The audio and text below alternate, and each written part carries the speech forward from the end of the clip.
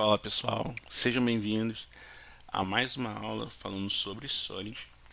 E dessa vez vamos falar sobre a letra D do Solid, né?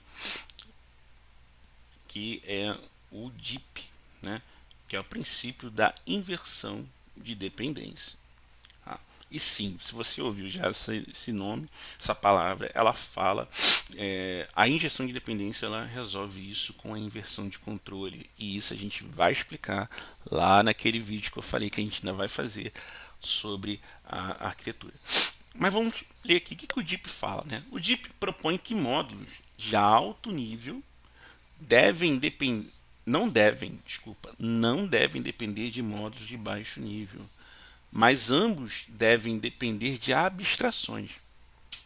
Isso promove flexibilidade do código, pois as mudanças em módulos de baixo nível não afetam os módulos de alto nível. Quem disse isso, né? Robert C. Martin, ele é o Uncle Bob. Módulos de alto nível não devem depender de módulos de baixo nível, ambos devem depender de abstrações. O que ele quis dizer com isso? Vamos ver lá no código. Vamos lá. DIP.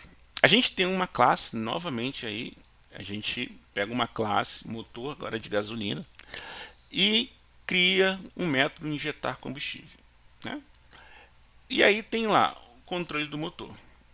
A gente tem aqui uma instância provavelmente feita pela injeção de dependência do motor gasolina, né? Isso da classe, tá? E a gente tem um método ligar motor que a gente chama aquele injetar combustível, tá? Então o que acontece? Essa classe controle de motor, ela está dependendo da motor de gasolina. Que o Uncle Bob diz? Ela deve depender de uma abstração. Por quê? Vamos supor que eu não tivesse usado, se eu não estou usando isso aqui, tá? Eu vou usar isso aqui, ó. Ao invés de chamar a injeção de dependência, que é pior, eu faço isso. Piorou. Por quê? Se na motor de gasolina tiver parâmetros, eu tenho que passar os parâmetros por aqui. É muito pior.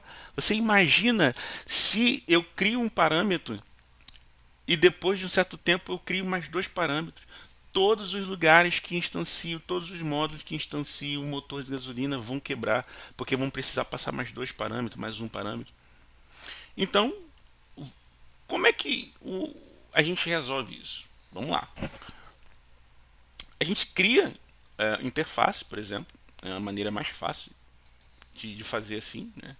Aliás, é a única maneira que eu conheço, pelo menos os outros talvez seria gambiarra, mas enfim, estamos falando de princípio, né? Não vamos colocar gambiarra, né, pessoal? Então, a motor de gasolina, a classe motor de gasolina, agora ela herda de iMotor, iMotor, quer dizer. E aí ela tem que implementar um injetar combustível. Beleza?